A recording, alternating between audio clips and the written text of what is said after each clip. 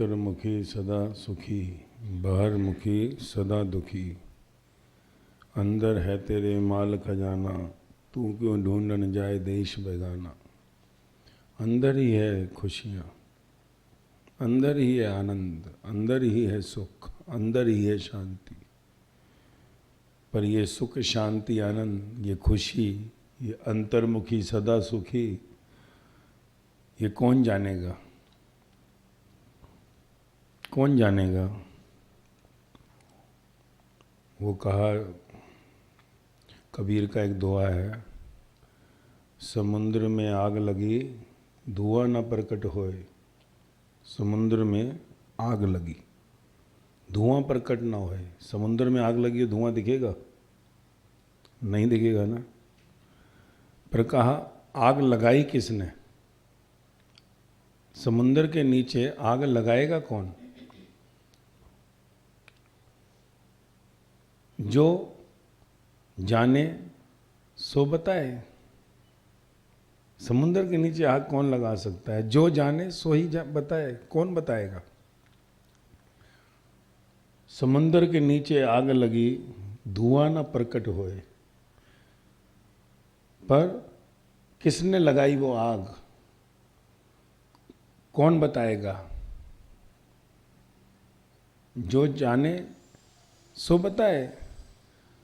जो चाखे, वो कहा ना, जो चाखे सो जाने। जिसने चखा ही नहीं है उसने क्या स्वाद बताना है किसी चीज का? बता सकता है? मैं कहूं बड़ा अच्छा है यार, बड़ी मौज है, क्या तुम संसार में इतने अटके हो, क्या फालतू सर दर्द, इतना दुख पीड़ाएं चिंताएं, रोते हैं सब संसार में, रोकड़ों की दुनिया। अरे भाई आजा, इस समुद्र के अंदर आग लगा दे। समुद्र में आग लगी धुआं न प्रकट होए। अंदर जौन सा है, जिसने चखा है वो उसी को मालूम है ना। बाहर वाले को कैसे मालूम पड़ेगा? मैं कितना भी कह लूं कि देख आग लगी है समुद्र में, समुद्र के सामने तू खड़ा हो गया, क्या यार ये क्या बोल रहे हैं? समुद्र में आग लगी, धुआं तो निकलना चाहिए। और समुद्र में आग लग सकती है क्या? मैंने कहा ना, एक बाहर समुद्र, एक तेरे अंदर समुद्र है। देख समुद्र का पानी नमकीन, तेरा पसीना भी नमकीन।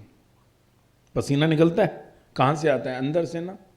और अंदर वैज्ञानिक साइंस, मेडिकल साइंस कहती है तेरे शरीर में 90% पानी है, 90% वाटर, और नमकीन है। तो समुद्र एक तेरे अंदर है, एक बाहर समुद्र है। वहां समुद्र में जौन सा है मछली है, या समुद्र के बाहर मछली है? कहा ना, जल विच मीन प्यासी, मैनू सुन सुन आए हासी। समुद्र में अगर मछली रह रही है, कहे मुझे प्यास है, तो हंसी आएगी ना। यहां कहा कि समुद्र में आग लगी धुआं ना प्रकट हुई। धुआं प्रकट नहीं हो रहा है, दिख नहीं रहा है। क्या बोल रहे हैं यार, ये ऐसा हो सकता है क्या? संसार में साईं बुद्ध, महावीर, गुरु नानक,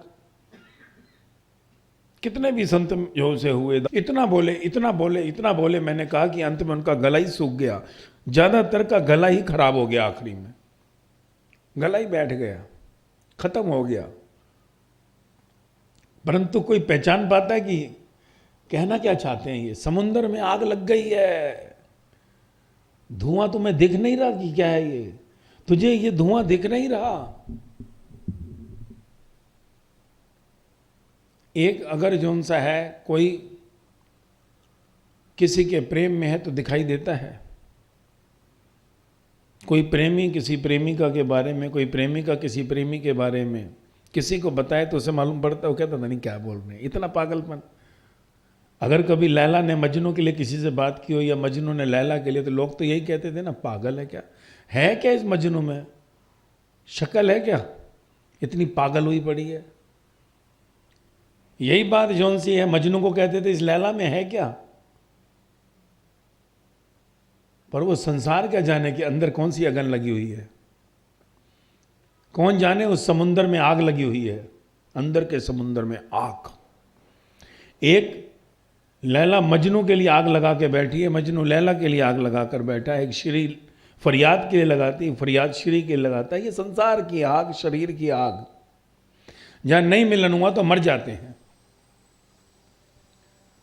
ऐसी संत के अंदर भी एक आग होती है, आग। संत को जो भगवान का रूप ले लेता है तो क्या हो गया, समुंदर हो गया ना, कहते हैं। अब साईं बुद्ध गुरु नानक महावीर को क्या कहेगा, तू राम कृष्ण भगवान, ये सब समुंदर हो गए कि नहीं। बूंद मिली सागर में, सागर हो गई, कहते हैं ना, तो सागर हो गए ना। तो जो सत्य के अंदर जो सा है, छलांग मारता है, उसके अंदर सागर में एक आग लगी होती है। आग, किस चीज की आग, मिलन की आग। यहां कोई लैला या मजनू नहीं है, यहां कोई शरीर में नहीं है, यहां उसकी आग जो है परमात्मा से मिलन की लगी हुई है, उस निराकार से मिलने की।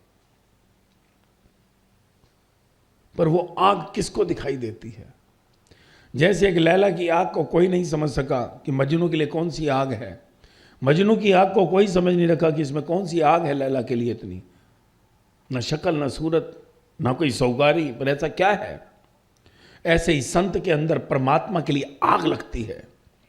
उसका हृदय तड़पता है तो सिर्फ परमात्मा के मिलन के लिए, संसार के लिए नहीं धड़कता उसका हृदय। वो संसार में किसी शरीर के लिए नहीं धड़कता, वो सिर्फ धड़कता है तो परमात्मा के लिए। जलता है, भुनता है, जिसको कहा विरह की अग्नि, कविता कहते हैं ना, पोएट कहते हैं विरह की अग्नि, कवियों ने इसे विरह कहा है। विरह की आग में संत जलता है परमात्मा से मिलने के लिए। वही है, उस आग को, उस धुएं को कौन जानता है। धुआं है वो वाणी जो संसार को फेंकता है, उसकी वाणी से खुशबू कौन ले पाता है, कौन समझ पाता है कि इसके अंदर कितनी आग लगी हुई है, समझता है। और जो उस आग को जान लेता है, जो उस धुएं को समझ लेता है, वो उसी में समा जाता है। तो जो जो चाखे सो सो जाने, अंधा क्या जाने कि रंग क्या होते हैं। अंधे को, जन्मांध को क्या मालूम कि रंग क्या होते हैं। उसके लिए लाल पीला नीला गुलाबी सब एक है, क्या मालूम। बहरे को क्या मालूम कि संगीत क्या होता है। ऐसे ही जिसके जीवन में परमात्मा के लिए आग नहीं लगी, उसे क्या मालूम आनंद क्या होता है, सुख क्या होता है, ये क्या होता है ये। पर कबीर ने फिर भी कह दिया, समुंदर में आग लगी, आग लग गई समुंदर में, पर धुआं निकलता है, कौन जाने कि ये कहां से निकल रहा है, ये आग कैसी आग है। और जिसके अंदर जल रही है, वही समुंदर के अंदर जो जल रही है, वही जाने जो गोता मारे। जो समुद्र में गोता मारेगा वही उस आग को देख सकता है। ये तैराकों का काम नहीं, ये गोताखोर का काम है। किनारे पे बैठने वाले छूट जाते हैं, जो किनारों को छोड़ देते हैं वही गोता मारते हैं। डुबकी में मजा बड़ा आता है, पर डुबकी मारने के लिए हिम्मत लानी पड़ती है ना। गंगा के ठंडे पानी में अगर डुबकी मारनी हो, और अगर समुद्र में गोता मारना हो जिसकी गहराई का पता नहीं, वहां तो वही है कि समुद्र में जो आग लगी है उसे वही देख सकता है जो गोता मारेगा। सत्य को वही पहचान सकता है जो सत्य के उस देह में, जहां से धुआं निकल रहा है, जहां से आग की वाणी निकल रही है, उसमें वो गोता मारे। पर मैंने कहा ना कि संसार में कौन पहचान पाता है उस धुएं को। आग तो बहकती है हजारों के बीच में, सैकड़ों सुनते हैं, परंतु उस धुएं को पहचानने वाले चंद होते हैं, चंद, फ्यू, वेरी फ्यू। क्योंकि हम कहीं ना कहीं अपने को ही बड़ा रखते हैं, हम अपने को ही कुछ मानते हैं, और तेरा कुछ मानना ही तुझे कभी पहुंचाता नहीं है, फिर चाहे जन्म ही निकल जाए पूरा। कहा ना, सत्य के पास तो कोरी स्लेट होना पड़ेगा, कोरी स्लेट, अज्ञानी होना पड़ेगा, जीरो, अज्ञानी। मैं ज्ञानी नहीं, मैं अज्ञानी। क्योंकि फिर उस स्लेट पर जो है गुरु की लिखाई शुरू होती है। पर संसार में ज़्यादा लिखावट लेके ही रहता है आदमी, और वो कहता है मेरी लिखावट को ठीक कर, मेरी लिखावट ठीक है, तो इसमें कुछ लाइनें ऐड कर, तो वो कार्य नहीं हो सकता। चाहे बरसों निकले, चाहे जन्म ही निकल जाए, और अपने को मिटाना तभी संभव है जब तू उस समुद्र में छलांग मार दे, गोता मार दे। सत्य वो समुद्र है, परंतु उस आग के धुएं को कौन पहचाने जो अंदर आग लग रही है, जो अंदर विरह है परमात्मा के लिए? कौन है? कहा ना, कौन समझता है कि अंदर से कौन सी आग दहक रही है? ये कैसे जोन सा है धुआं बाहर आ रहा है? कौन उस महक को लेगा? क्योंकि हम अपने धुएं में इतने उलझे हैं कि हमें कहीं सत्य का वो आग का धुआं दिखाई नहीं देता जो समुद्र से आ रहा है। तालाब के धुएं में इतने फंसे हैं कि समुद्र से उठता धुआं दिखता नहीं है, क्योंकि तालाब से उठना पड़ेगा अगर समुद्र की आग को देखना है। तालाबों में नहाने वाले मौज नहीं ले सकते, समुद्र में जो गोताखोर मौज लेता है। इसलिए कहा कि सत्य की राह के ऊपर हमें जानना जरूरी है कि ये चेतन शक्ति, ये सत्य शक्ति, ये परमात्मा का जो सूत्र है, ये सब संतों ने किस किस रूप में दिया है। गुरु के पास आने का अर्थ यही होता है कि मुझे कोरी स्लेट कर दे। क्योंकि संसार में स्टूडेंट्स तो बहुत हैं पर शिष्य नहीं हो पाता आदमी। विद्यार्थी तो बन जाता है पर शिष्य नहीं हो पाता। और विद्यार्थी का अर्थ है कि मेरी नॉलेज में थोड़ी और नॉलेज जोड़ दे। वो अपने ज्ञान में थोड़ा और ज्ञान जुड़वाना चाहता है कि मेरी रामायण, मेरी गीता को तो रहने ही दे, थोड़ा और जोड़ दे। संसार में गुरु से वो जो ज्ञान है वो तभी मिलता है जब विद्यार्थी अपने को अनपढ़ डिक्लेयर कर देता है, आई एम इलिटरेट, मैं अज्ञानी। तो मिटाने में समस्या है, लिखने में समस्या नहीं है। लिखने में देर नहीं है, बाल्टी खाली करने में समय है, भरने में देर नहीं लगेगी। क्योंकि समुद्र में कितना टाइम लगेगा? अब तू खाली करने के लिए एक एक बूंद निकाल, मग्गे से निकाल या पूरी उड़ेल दे, तेरी मर्जी। बूंद बूंद निकालेगा तो ना जाने कब निकले, कब पहुंचे। मग्गे से निकाले थोड़ा और जल्दी, और पूरा ही पलट दे तो अभी खाली। परंतु गुरु की लिखावट तभी शुरू होती है जब तू खाली हो जाता है, तू जीरो हो जाता है। नहीं तो स्टूडेंट बना रहे जो उनसा एक स्टूडेंट, विद्यार्थी। परंतु शिक्षक और विद्यार्थी के बीच में गुरु और शिष्य का रिश्ता तभी बनता है जब कोई स्टूडेंट अपने को खाली कर देता है, आई एम ब्लैंक। और तभी जो है वो गुरु के अंदर की आग उस शिष्य में प्रकट होती है। भरे से खाली की ओर ट्रांसफर होता है ना। अगर खाली बाल्टी होगी तो भरी हुई बाल्टी से ट्रांसफर हो सकता है। अगर भरी हुई बाल्टी है तो उसमें ट्रांसफर कैसे होगा? तेरे अंदर भरा हुआ है संसार का पूरा कच्चर पट्टी, और तू कहे कि मेरे अंदर जो सा है ये प्योरिटी भी आ जाए, कैसे होगा? या तो तू ही बचेगा या मैं ही बचूंगा, दोनों तो नहीं बच सकते। तू कहे कि मैं भी बचा रहा हूं और आप भी आ जाओ, ये कैसे संभव है? क्योंकि ये संसार का संबंध थोड़ी है, ये कोई लैला मजनू का संबंध थोड़ी है। गुरु और शिष्य का संबंध तो अंतरात्मा का है, वहां दो नहीं होते, एक हो जाते हैं।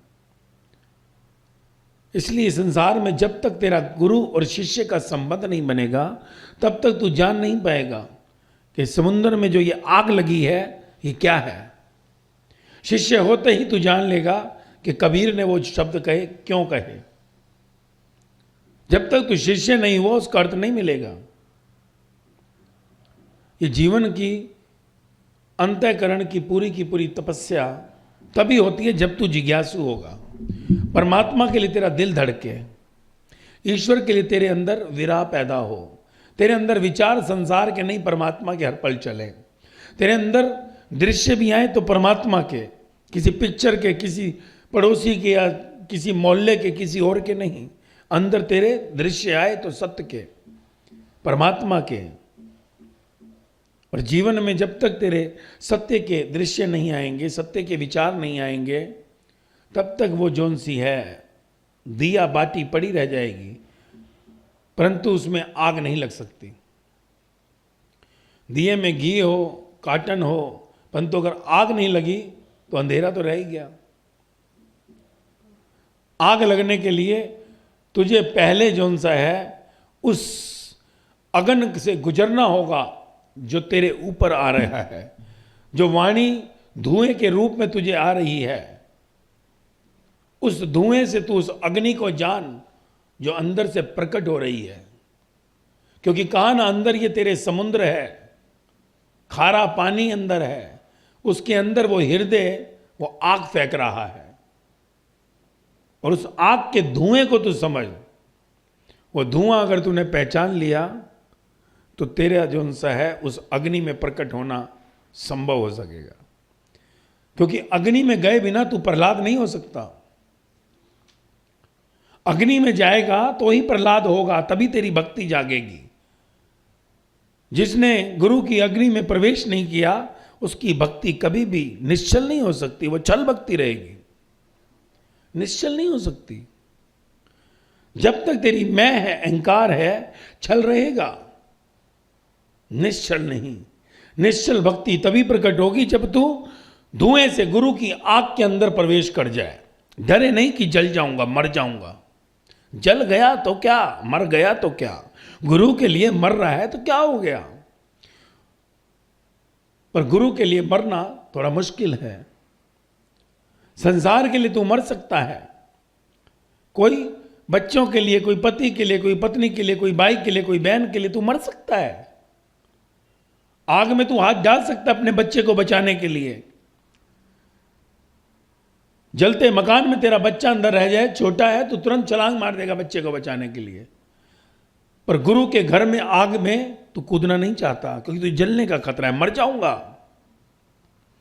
और याद रख, गुरु के घर में उस आग में कूदे बिना तेरा जीवन निखर नहीं सकता। चाहे तू पूरा जन्म निकाल दे या जन्मों जन्म निकाल दे, एक ना एक जन्म में तुझे सत्य की आग में कूदना ही पड़ेगा।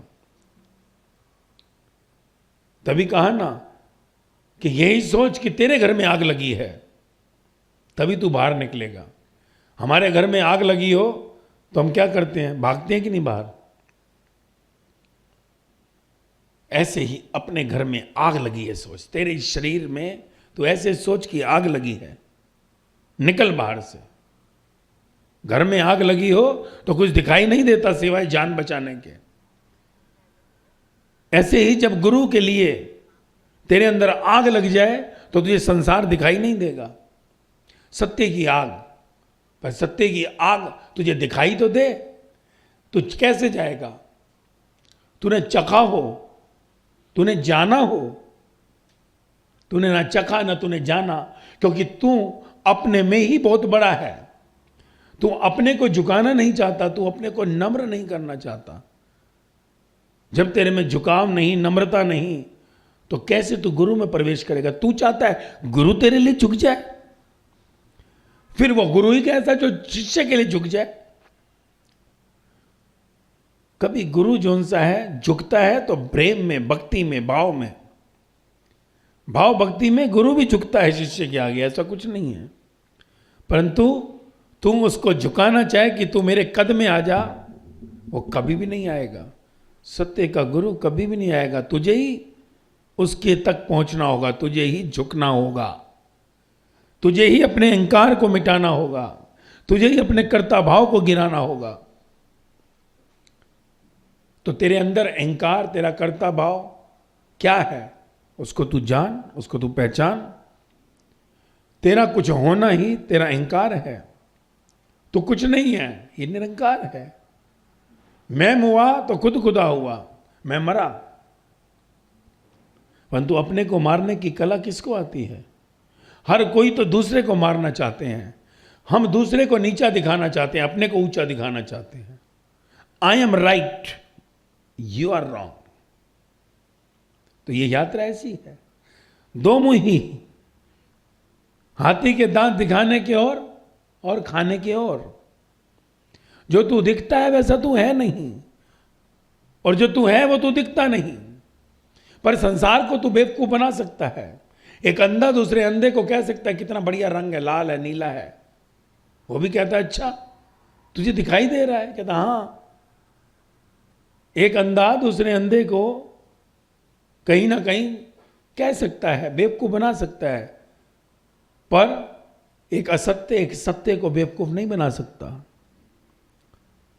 ये संसार अगर सत्य को अपने प्रति जोन सा है, कहीं भी कुछ भी कह दे, वो उसको प्रकट नहीं होने देता, उसको वहीं दबोच देगा। तो ये सत्य की यात्रा क्या है? तभी कहा अंतर्मुखी सदा सुखी। जिसके घर में अंदर वो आग दिख जाए उसको, वो सदा सुखी हो जाता है, उसके जीवन से दुख तिरोहित हो जाता है। जिसने इस समुद्र में उस आग को देख लिया और उस आग का दर्शन उसने कर लिया, उसके जीवन से दुख तिरोहित हो जाता है, अशांति गई, पीड़ाएं गई, चिंताएं गई। और जब तक तू उस अग्नि में दर्शन न करे, प्रवेश न करे, तब तक तेरे जीवन में दुख रहेगा, अशांति, पीड़ाएं रहेंगी। अगर तू दुखी है, अगर तू अशांत है, अगर तू पीड़ित है, इसका अर्थ है अभी तेरे अंदर का दिया जला नहीं। क्योंकि गुरु की आग में निकलना पड़ेगा, तभी वो तेरा दिया जलेगा। माचिस की तीली को लाना पड़ता है दिए के पास, बाहर माचिस की तीली लगाता है, दिए के पास लाता है। पर अगर माचिस ना हो और एक जला हुआ दिया, एक बुझा हुआ दिया, तो क्या करेगा? तो कहीं ना कहीं बुझे हुए दिए को जले पर लाएगा या जला हुआ दिया बुझे पे लाएगा। यहां भी वही खेल है। परंतु बुझा हुआ दिया अगर जलने को तैयार नहीं, अगर तेरी घी बाती तैयार नहीं, तो जला हुआ दिया क्या करेगा आकर? अगर अंदर घी नहीं है, बाटी नहीं है ही नहीं, तो फिर वो क्या करेगा तेरे पास आके? जलेगा कैसे तू? तो पहले तो अपनी पात्रता जगा कि कोई जौन सा है आग लेकर तेरे अंदर प्रवेश करे। तू जलने को तैयार हो तो कोई जलाने वाला भी आए, या तू जले हुए के पास पहुंच। अब ना तू पहुंचता है, ना तू किसी को आने देता है। तेरे और मेरे बीच में एक दीवार खड़ी है, वही दीवार है जिसको तुझे गिराना है, क्योंकि ये दीवार तुझको गिरानी पड़ेगी। फिर चिंता नहीं, फिर तू जले या मैं जलूं, बात एक ही है। दिया तो जल गया ना। बुझा हुआ दिया जले पर रखा या जला हुआ बुझे पर रखा, दिया तो जल गया ना। पर दीवार के बिना, दीवार बीच में तो कैसे जलेगा? तू उस पार मैं इस पार, तो बीच में अगर ये सागर है तो इसको पार कौन करेगा? तो यही है जो ज्ञान जो है तुझे एक किनारे से दूसरे किनारे तक ला रहा है। ज्ञान ही है जो तेरे को उस दीवार को तोड़ने के लिए रोजाना कहीं पुरुषार्थ करने को कह रहा है। तोड़, तेरे और मेरे बीच के इस भेद को खत्म कर, क्योंकि ये भेद जन्मों से हो रहा है। जन्मों से हमें कोई जला हुआ दिया भी नहीं मिला, इसलिए हम पुरुषार्थ नहीं कर सके। कारण कहीं ना कहीं प्यास नहीं थी, तड़प नहीं थी। अब इस जन्म में अगर तुझे प्यास जगी है, तड़प है, तो इस बार अपने इस बुझे दिए को जलाना है तुझको। बहुत जन्म बुझे थे, इस जन्म जलना ही है। इस समुद्र में इस बार आग लगानी पड़ेगी। अंदर का जो तेरा ये घेरा है, इसको तुझे समझना होगा। बड़े अच्छे अच्छे संतों के शब्द हैं, उसमें अर्थ है। क्योंकि ये दिखाई नहीं देता धुआं। एक बार तुझे धुआं दिखाई देता है, अंगीठी में आग लगी, तुझे कोयले का धुआं दिखाई देगा, पर यह भीतर की आग है, वो विरह की अग्नि। जलता है संत, कभी सत्य जलता है उस निराकार से मिलने के लिए। चिल्लाता है, रोता है, क्योंकि इस जगत में उसका कोई नहीं होता, इसलिए वो इस जगत से उस निराकार को रोता है कि कब होंगे दर्शन, कब होगा तेरा मेरा मिलन। मिलन की चाह में जैसे लैला मजनू के लिए रोती है, ऐसी एक संत अपने प्रीतम परमात्मा के लिए रोता है। तभी कबीर नाच नाच के कहता है मैं तो मेरे राम की दुल्हनिया। तभी मीराबाई नाच नाच के कहती है मैंने तो सजाई सेज कब आओगे मेरे गिरधर। वो बावलापन है, बावलापन। क्योंकि कहा ना, उस परमात्मा से जब प्रीत लगती है तो जगत की प्रीत छूट जाती है। क्योंकि जिसको तू प्रेम कहता है वो प्रेम कभी था ही नहीं। प्रेम कभी भी दो देहों के बीच में नहीं हो सकता। दो देहों के बीच में एक वासना हो सकती है, प्रेम नहीं। प्रेम तो देह के पार है। इस देह की दीवार को गिराकर ही तू उस आत्मा के प्रेम में आ सकता है। इसलिए मैं कहता हूं इस देह की वासना को छोड़, इस वासना का दर्शन कर। दबा मत, पर वासना का दर्शन कर कि ये वासना है क्या। तभी तू उस साधना में उतरेगा, तभी तू उस आत्मा में प्रवेश करेगा, तभी तू गुरु की उस आग से गुजरेगा। पहले इस शरीर की आग को जान। ये शरीर की आग है। कहीं घर, गाड़ी, बंगला, दौलत, स्त्री, पुरुष, ये सारी की सारी तेरी वासनाएं, ये तुझे परमात्मा से जुड़ने में बाधा है। इन सब दीवारों को गिराना है तुझको। गिरेंगी कैसे? जिद से नहीं गिरेंगी, सरप्रेशन से नहीं होंगी, दमन करने से नहीं होंगी। क्योंकि दमन करने वाली चीज तो फिर बाहर आ जाएगी।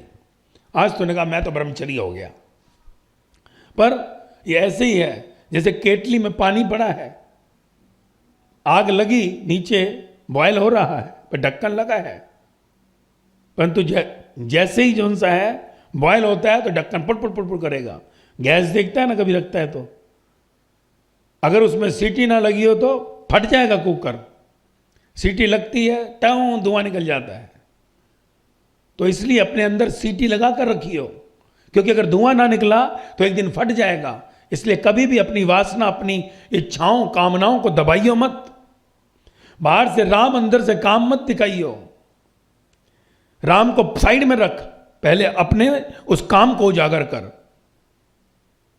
पर हम क्या करते हैं? बाहर से राम, अंदर से काम, इच्छाएं, और फिर एक दिन होता क्या है?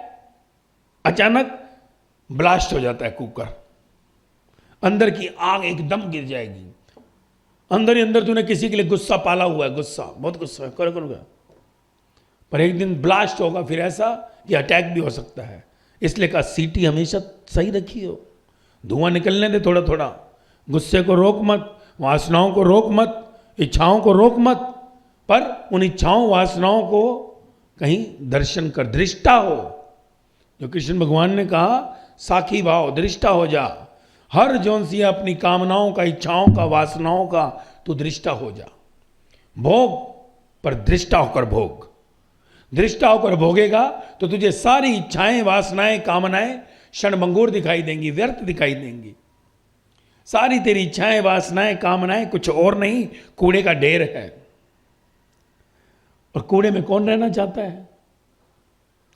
तो एक दिन तो इन सब इच्छाओं से, अपनी संसारिक कामनाओं से, वासनाओं से उपराम हो जाएगा। और जिस दिन तू संसार की वासनाओं, इच्छाओं, कामनाओं से उपराम हुआ, उसी दिन इस शरीर के अंदर उस सागर में छलांग लग जाएगी। उस दिन छलांग लग जाएगी। पर किसी की उस खुशबू को तो ले, किसी उस आग की महक तो ले। घर में दूध जल रहा हो तो खुशबू आ जाती है तुझको। कभी जल जाता है ना, गैस पे बाहर निकल आया, क्या जल रहा है? दूध रखा था। तो कभी उस सत्य की आग का भी जो सा खुशबू लेकर तो देख कि आ रही है कोई वो धुएं की खुशबू जो अंदर से निकल रही है, जो कबीर ने चर्चा की, जो कबीर कहता है सागर में आग लगी, दिखता नहीं है पर धुआं नहीं दिखता। क्योंकि जो जो जाने सो सो पावे, जो जो चाखे वही जौन सा उसको जान सकता है। तू अगर कहे कि मुझे धुआं दिखाओ, तो ये धुआं अदृश्य है। जो तेरे और मेरे बीच में अगर ये माया की दीवार तेरी टूट जाए तो तुझे डायरेक्ट जौन सा इनर टेलीकास्ट होने लगेगा, इनर टेलीकास्ट। और ये तभी होता है जब तू विनय हो जाता है, विनम्रता में आ जाता है, जब तू अपने को मिटा देता है। जब तक तू अपने को मिटाएगा नहीं, तब तक उसका दर्शन नहीं होगा। जैसे होता है ना, दीवार जैसे जैसे गिरती जाए तो ये दिखाई देने लगता है कुछ, और पूरी गिर जाए तो तू छलांग मार देगा। तो दीवार गिरने में देर है। तू चाहे तो एक एक ईंटा निकाल, चाहे तो एक एक सीमेंट की टुकड़ी निकाल, चाहे तो डायनामाइट लगा दे, पूरी को गिरा दे। तीनों चीज तेरे पास है। परंतु हम उस दीवार को अगर पहुंचते रहेंगे, हम दीवार को तोड़ेंगे नहीं, तीनों औजार पड़े हैं, तो फिर कब जौन सा तेरा मिलन होगा ये तो बता। तेरे मेरे बीच में अगर ये दीवार है तो कब मिलन होगा? अंदर की विरह कब आएगी? जब तक अंदर आग नहीं लगेगी, प्यास नहीं लगेगी, तड़प नहीं लगेगी, तब तक तो दीवार गिराएगा नहीं। इसलिए कृष्ण भगवान ने कहा निरंतर मेरा ध्यान कर, निरंतर मेरा ध्यान कर। हे अर्जुन, चारों दिशाओं से मुझको प्रणाम कर, मुझको ही जान। वो अर्जुन था। कोई अर्जुन होवे तो कृष्ण बोले। कृष्ण कभी मरते नहीं, कृष्ण सदा रहते हैं। पर अर्जुन नहीं है तो कृष्ण प्रकट कहां से होगा? अर्जुन तो कृष्ण के साथ वर्षों से रहता था, परंतु जब तक अर्जुन की पात्रता नहीं बनी, कृष्ण सामने प्रकट नहीं हुआ, था साथ में ही। पर अर्जुन नहीं जानता था कि कृष्ण भगवान है, ये मेरा गुरु होगा। पर युद्ध के मैदान में कृष्ण गुरु हुए, दोस्त से गुरु, गुरु से गोविंद। तो ये तो पात्रता पे है। तेरी पात्रता ना घटित हो तो जन्म भी निकल जाए तो क्या? युधिष्ठिर की पात्रता नहीं बनी, नकुल सहदेव की नहीं बनी, भीम की नहीं बनी, चारों को नहीं मिला कृष्ण। अर्जुन को मिल गया क्योंकि अर्जुन में पात्रता जगी। युधिष्ठिर ने नहीं सोचा युद्ध नहीं करना है, भीम ने नहीं सोचा, नकुल सहदेव ने नहीं सोचा, अर्जुन ही था जिसने कहा नहीं, युद्ध नहीं करूंगा। सवाल उसके अंदर थे, बाकियों में सवाल नहीं थे। युधिष्ठिर तो धर्मराज था, उसने कहा काहे का, लड़ो धर्म के लिए, क्योंकि हारा भी वही था। जो हारा था उसको चुप रहना पड़ता है, गलती की है, घर में होता है ना, कभी कोई गलती ज्यादा कर दे जिसके कारण लुट गए, वो नुक्कड़ पे चुपचाप बैठ जाता, अच्छा तुम जो मर्जी करो भाई, युद्ध करो। तो युधिष्ठिर तो बेचारा नुक्कड़ पे बैठ गया था। और नकुल सहदेव ने कहा हम तो छोटे भाई हैं, जो बड़े करेंगे वही करेंगे, आज्ञाकारी हम। अर्जुन था जिसका मन विचलित था, क्योंकि भीम को दुर्योधन दिखाई दे रहा, कब इसको थाई पे लेकर जो है काट डालूं, क्योंकि उसने कसम खाई थी जब वो द्रौपदी को निर्वस्त्र कर रहा था कि इसी जौन सा जंगा पे तुझे लिटाकर काट डालूंगा। भीम को सिर्फ दुर्योधन दिखाई दे रहा था, अर्जुन को दिखाई दे रहा था ये युद्ध टल जाए। और वही कारण था कि अर्जुन के अंदर सवाल करते करते युद्ध के मैदान से उस धर्म की ओर चल दिया, वो सत्य की ओर चल दिया। इसलिए उसको धर्म युद्ध कहा गया। युद्ध भी कभी धार्मिक हो सकता है, लड़ाई कभी धार्मिक होती है, पर यह युद्ध पहला होगा जो शास्त्रों में वर्णित है कि युद्ध ये धर्म की ओर चल दिया। युद्ध अब खत्म हो गया, अब धर्म की ओर चल दिया। 11 अध्याय में अर्जुन ने कह दिया बात खत्म, पर 7 अध्याय फिर धर्म की ओर चल दिए। तो तेरे मेरे बीच में भी वो युद्ध है, पर कब वो धर्म की जो सी स्थापना हो, जब तक पात्रता अर्जुन की नहीं घटेगी तब तक वो युद्ध जो सा है धर्म की ओर नहीं जा सकता। ये सिर्फ समझने की चीज है, क्योंकि अगर मैं सिर्फ सुन रहा हूं और मैं अपने को मिटाने को तैयार नहीं हूं तो ये पात्रता बन नहीं सकती जल्दी। अगर मैं मिट रहा हूं, मैं अपने विचारों को रोज मार रहा हूं तेरे विचार लेकर, अगर मुझे लग रहा है कि तेरे विचार मेरे विचार से कहीं जो उनसे टकरा रहे हैं और मैं कहीं रॉन्ग था, तो मैं अपने विचारों को गिरा रहा हूं, तो एक दिन घटना घटेगी। और तू अपने को अड़ियल बनकर पकड़ कर बैठा रहे तो कभी भी नहीं घटेगी। बरसों निकल जाए, जन्म निकल जाए, और आज भी हो सकता है तू आज ही अपने को मिटा दे। परंतु अच्छा है, कम से कम झूठ में तो नहीं जो सा कह रहा, सच्चा तो है। क्योंकि झूठ में झुक गया तो क्या फायदा, सत्य तो है कि नहीं बाबा नहीं अभी अपने पल्ले नहीं पड़ रहा, तो कोई बात नहीं, कोई परवाह नहीं। सत्य को परमात्मा ने अगर समय दिया है तो वो कहेगा मेरा तो कर्म ही यही है, मुझसे तू ले या कोई भी ले, तू पहुंचा तो वाह वाह, नहीं तो प्रकृति मेरे संग है, मेरा परमात्मा मेरे संग है, जहां वो बैठाएगा वहीं खुश हूं। तो ये सत्य के संग जब हम जुड़ते हैं तो हमें वो धुआं अंदर से बहकती दहकती हुई आग का वो कहीं ना कहीं महसूस होना चाहिए। पहले तुझे अगर वो धुआं महसूस नहीं होगा तो तू अपने को परिवर्तित करने के लिए आगे तत्पर नहीं होगा, और जब तक तू तत्पर नहीं होगा तेरी यात्रा परम को उपलब्ध नहीं होगी। तो जिसके अंदर आग लगी है वही जाने, एक लैला ही जाने कि मजनू के लिए उसके अंदर कितनी आग है। संसार को क्या मालूम, तो कहीं पागल लोग हैं। कभी देखता है ना, कोई प्रेमी कर लेते हैं, वो कहता है वो फलाने घर का, वो इस घर का, वो साहूकार, ये फकीर। अब कोई वजूद भी है, परंतु वो कहीं पर भी जो है संसार देख नहीं पाता, उनके बीच में जो प्रेम के अंदर अगन लगी हुई है। तो वो शरीरों के लिए अगन है, वैचारिक अगन है। ऐसी अगन जब परमात्मा के लिए लग जाए तो फिर कहीं गुरु और शिष्य का रिश्ता बनता है परमात्मा के लिए। जब तक तेरे अंदर परमात्मा की तड़प नहीं है तेरा मिलन गुरु से हो ही नहीं सकता। गुरु का सतगुरु, बाहर का टीचर और स्टूडेंट का मिलना एक अलग बात है, ये तो संसार में सब मिलते हैं। तू थोड़ी नॉलेज ले रहा है, तुझे अच्छी लग रही है, तू अपनी नॉलेज बढ़ा। तू कहे मैं ज्ञान अपना बढ़ा रहा हूं, ज्ञान बढ़ा रहा है तो जन्मों निकल जाएंगे। ज्ञान अंदर ले रहा है और अपना अज्ञान मिटा रहा है तो जल्दी घटना घटेगी। तेरे अंदर के अज्ञान का मिटना ही ज्ञान का प्रकट होना है। मैं तुझे दे रहा हूं तुझे मिटाने के लिए कि तू मिट, तू अपने को गुम कर। जब तू अपने को गुम करेगा तभी नजारा देखेगा कि ये सत्य क्या है, तभी तुझे वो अगन दिखेगी जो समुद्र के अंदर दहक रही है। क्योंकि ये हृदय में लगी वो आग है, वही जान सकता है जिसके हृदय में तड़प लगी हो उस अगन को जानने की। तो ये जीवन का सार हर सत्य की वाणी में है कि हर वाणी में वो धुआं निकलता था जिसको कोई कोई विरला, कोई श्यामा, कोई तात्या, कोई विवेकानंद, कोई सेंट पॉल जान पाता था। यह हर एक की प्रारब्ध में नहीं आता। क्यों? हम अपनी प्रारब्ध को अगले जन्म के लिए छोड़ देते हैं, कहते हैं इस जन्म में इतना आगे देख लेंगे। क्यों थे? क्योंकि वी आर ऑलवेज पोस्टपोनिंग।